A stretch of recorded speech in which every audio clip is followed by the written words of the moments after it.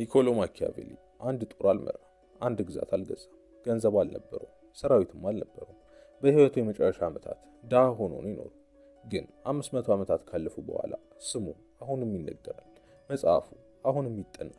በዓለም ዙሪያ ባሉ ዩኒቨርሲቲዎች፣ የቢዝነስ ትምህርት ቤቶች፣ ጽህፈት ቤቶች ውስጥ አሁንም ይነበባል። ለምን? ምክንያቱም ስለ ስልጣን የተረዳው ነገር ጊዜ የማይሽረው እውነት ነው። ኃይል የሚገኘው በጡንቻ አይደለም፣ በሀብት አይደለም፣ በአስተሳሰብ ግልጽነት። ዛሬ ከማኪያቬሊ ስራዎች የተቀዱ ወይም ከሱ መርሆች ጋር በቀጥታ የሚገናኙ 21 የስልጣን ህጎች በቅርበት እንመለከታለን። ባለፉት 30 ቀናት ያየናቸውን ሐሳቦች በዚህ ቪዲዮ ጨምቀን እንመለከታቸዋለን።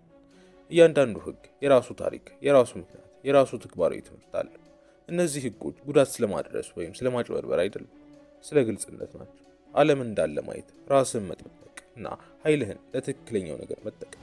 ይህ ቪዲዮ በጣም ጥልቅ ነው፣ ምክንያቱም እያንዳንዱ ህግ ህይወትህን ሊቀየር ይችላል። እናም 21ኛው ህግ ሁሉንም የሚያገናኘው ነው። ስለዚህ እንጀምር። ህግ 1፣ ሙሉ ሐሳብህን አትግለጽ። ማኪያቬሊ ስለ ልዑላን ሲጽፍ በጣም ደካማ የሆኑት ሙሉ በሙሉ ግልጽ የሆኑት እንደሆኑ ይናገራል። ካርታህን ሙሉ ለሙሉ ካሳየህ ቀጣዩ እርምጃ በቀላሉ ይገመታል። እናም ያንን ግምት እንደ መሳሪያ ደግሞ ይጠቀሙበታል። ፍራንቼስኮ ስፎርዛ የሚለውን መስፍን ውሳኔ ካደረገ በኋላ እንኳን ለቅርብ ሰዎቹ ሙሉ በሙሉ አይገልጽም ነበር። ተቀናቃኞቹ ሲጠብቁት እሱ አቅጣጫ ይቀየር ነበር። ይህ ማለት ውሸታም ሁን ማለት አይደለም። ይህ ማለት ሁሉንም ስሜትህን፣ ሁሉንም እቅድህን ለሁሉም አታሰራጭ ማለት ነው። አንዳንድ ነገር ለራስህ ብቻ ይቀር። ይህ ዝምታ ኃይል ነው፣ ምክንያቱም ማንም ምን እንዳያስክ በትክክል አውቅ። ህግ 2፣ በተግባር እንጂ በቃላት አትፍረድ። ቃላት ርካሽ ናቸው። ማንኛውም ሰው አከብርሃለሁ፣ ለአንተ ብቻ ነው የምጨነቀው ብሎ ሊናገር ይችላል። ተግባር ግን ውሸት አይናገር። ቼዛሪ ቦርጃ ሮሚሮ ደ አርኮ የተባለ ባለስልጣኑን ተጠቅሞ ሮማኛን በጭካኔ ካስተዳደረ በኋላ ህዝቡ ሲጠላው ራሱ ደግሞ ገደለው። ጭካኔውን በራሱ ላይ ጣሉ። እናም ህዝቡ ቦርጃን እንደ ፍትሃዊ መሪ ተመለከተ። ተግባር ቃል ሊደብቀው የማይችለውን እውነት ያሳያል። ሰው ገንዘብ ሲኖረው፣ ስልጣን ሲይዝ፣ ምንም የሚያጣው ነገር ሳይኖረው እንዴት እንደሚሆን ተመልከት። ምክንያቱም ያ እውነተኛው ማንነቱ ነው። ህግ 3፣ ፍርሃት ከውዴታ ይልቅ አስተማማኝ ነው።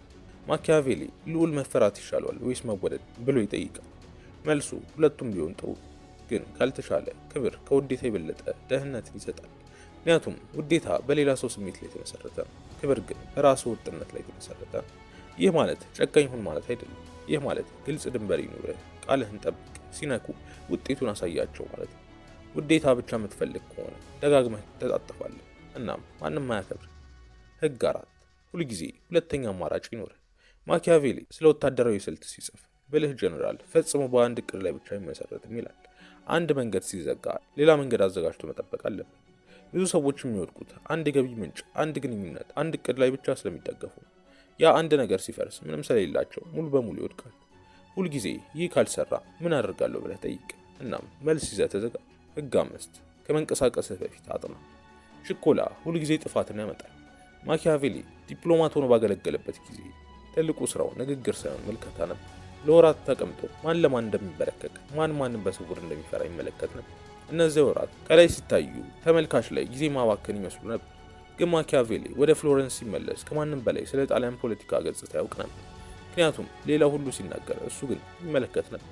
መረጃ የሌለው ውሳኔ ግምት ብቻ ነው። እናም ግምት ላይ የተመሰረተ ውሳኔ ብዙ ጊዜ ይከስራል። ህግ 6፣ ጊዜህን ምረጥ።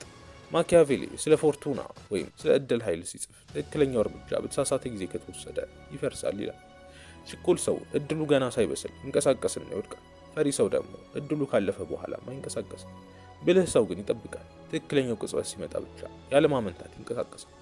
ቼዛሪ ቦርጃ የአባቱ ጳጳስ አሌክዛንደር 6ኛ ሲሞት ራሱ በጠና ታሞ ነበር። ብዙ ጠላቶች ወዲያውኑ ሊያጠቁት ሞከሩ፣ ግን ቦርጃ ቀድሞ ራሱን ጠብቆ ስለነበር ጊዜ ወስዶ አገገመ።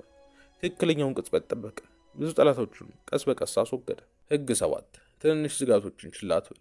ማኪያቬሊ የበሽታ ምሳሌ ይጠቀማል። በሽታ በመጀመሪያ ደረጃው ለመለየት ይከብዳል፣ ግን ለማከም ቀላል ነው። ካልታከመ ደግሞ ለመለየት ቀላል ይሆናል፣ ግን ለማከም ደግሞ አስቸጋሪ ይሆናል። ትንሽ የሚመስል ችግር ካልታየ ትልቅ ይሆናል። ማንኛውንም የማስጠንቀቂያ ምልክት አትዘንጋ። ፈረንሳይ ጣሊያንን ስትወር ብዙ የጣሊያን ግዛቶች የፈረንሳይን እድገት ትንሽ ስጋት አድርገው ብቻ ችላ ብለውት ነበር። ሩቅ ነው አያሳስበንም ብለው ነበር። ማኪያቬሊ ግን ይህንን እንደ ጥልቅ ስህተት ይቆጥራል። ትንሽ ሆኖ ሲታይ መታከም የሚገባው ስጋት ችላ ተብሎ መላውን ጣሊያን የዋጠ ጥልቅ ችግር ሆነ። ህግ 8፣ ራስን አታስተዋውቅ፣ ተግባርህ ይናገር። ስለ ስኬትህ ብዙ አትናገር። ሰዎች ይጠራጠሩሃል፣ ይፈትሹሃል፣ ያንን ስኬትህ ለማርከስ ይፈልጋሉ። ማኪያቬሊ ራሱ በህይወቱ ብዙም አልታወቀም ነበር። ስራው ከሞተ በኋላ ነው የተነገረው። እናም የተከበረው ጸጥ ያለ ብቃት ከጫጫታ ውዳሴ የበለጠ ይታመናል። እናም በመጨረሻ የበለጠ ይመዝናል። ህግ 9 ውዴታ ብቻ ላይ የተመሰረተ ግንኙነት አትገንባ። ውዴታ ላይ ብቻ የቆመ ግንኙነት ግን በመጀመሪያው ችግር ይፈርሳል። ምክንያቱም ስሜት ላይ ብቻ የተመሰረተ ነው። ክብርና እምነት ላይ የተመሰረተ ግንኙነት ግን ማዕበል ውስጥ ይጸናል። ምክንያቱም በተግባር ወጥነት ላይ የተገነባ ነው። ሁዋን ቦርጃ ደስ የሚያሰኝ ሁሉንም የሚያስደስተው ነበር፣ ግን ማንም አላከበረውም። ወታደሮቹ ትዕዛዙን ችላ ይሉ ነበር። ወንድሙ ቼዛሬ ግን ብዙም ደስ የማያሰኝ ግን ግልጽ ድንበርና ወጥ ውጤት ያለው ሰው ስለነበር ተከታዮቹ ይታዘዙት ነበር። ህግ 10 ተባባሪህን በጥንቃቄ ምረጥ። ማኪያቬሊ ራሱ ፍሎረንስ ስትወድቅ በቀድሞ ወዳጆቹ ተከርቷል። ብዙዎቹ በስልጣን ላይ በነበረበት ጊዜ ብቻ የቀረቡት ነበሩ። አንዳንዶቹ እንዲያውም እሱን ለመክሰስ ምስክርነትን ሰጡ። ከዛም በኋላ ተረዳ፣ ለካ ብዙ ወዳጅ አልነበሩ፣ ጥቅም ላይ የተመሰረቱ ግንኙነቶች ብቻ ነበሩት።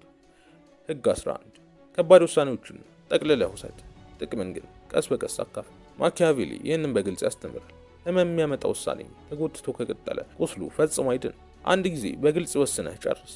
ጥቅም ወይም ሽልማት ስትሰጥ ግን ቀስ በቀስ ተደጋጋሚ አድርግ። ይህ ምስጋና ረዘም ላለ ጊዜ እንዲቆይ አድርጓል። ገጽታህን ተቆጣጠር። ማኪያቬሊ ሰዎች ብዙ ጊዜ በእጃቸው ሳይሆን በአይናቸው ይፈርዳሉ ይላል። ብዙ ሰዎች የሚያዩህን እንጂ ጥልቅ እውነታህን አያውቁም። ገጽታህን፣ አቀራረብህን፣ የመጀመሪያ ስሜትህን በንቃት ተቆጣጠር። ምክንያቱም ብዙ ሰዎች በዚያ ብቻ ይፈርዷል። ህግ 13 ተለዋዋጭ ሁን። የትናንት የሥራ ስልት ዛሬ ላይ ሰራ ይችላል።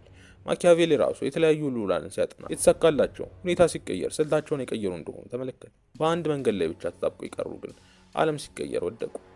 ህግ 14 ማንንም ሙሉ በሙሉ አትመን፣ ደግሞም ሁሉንም ሙሉ በሙሉ አትጠራጠር። ማኪያቬሊ ስለ አማካሪዎች ሲጽፍ ልዑል ጥሩ ምክር ሊሰማ ይገባል፣ ግን የመጨረሻውን ውሳኔ ራሱ ብቻ ማድረግ አለበት ይላል። ማንንም ሙሉ በሙሉ ማመን ተጋላጭ ያደርጋል። ሐሳቡን ሁሉንም ሙሉ በሙሉ መጠራጠር ደግሞ ብቸኝነትን ያመጣል። ስለዚህ ሚዛንን ፈልግ። ህግ 15 ትዕግስት ያለው ሰው ያሸንፋል። ችኩል ሰው ብዙ ጊዜ ራሱን ያጋልጣል፣ ስህተትን ይሰራል፣ ተባባሪውን ያጣል። ትዕግስት ያለው ሰው ግን ጠላቱ ራሱ ስህተት እስኪሰራ ድረስ ይጠብቋል። ከዚያ ብቻ ይንቀሳቀሳል። የቀረውን ደካማውን በቀላሉ ይቆጣጠራል። ህግ 16 ግልጽ ድንበርን አኑር። ማኪያቬሊ እንደዚህ ይላል፣ ድንበር የሌለውን ልዑል ጎረቤቶቹ ደጋግሞ ይወሩታል።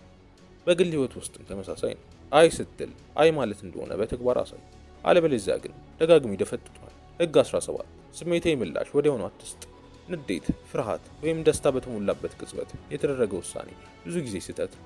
ማኪያቬሊ ራሱ በደብዳቤዎቹ በጣም አስቸጋሪ ድርድር ውስጥ እንኳን ፊቱ ገለልተኛ ሆኖ ይቀር እንደነበር ይገልጻል። ስሜት እስኪረጋጋ ድረስ ጠብቅ፣ ከዛ ብቻ ውሳኔ አድርግ። ህግ 18 ራስን ችለቁ። ማኪያቬሊ ስለ ራስን መቻል ደጋግሞ ይጽፋል። ኃይሉን ከውጭ ምንጭ አያገኝም።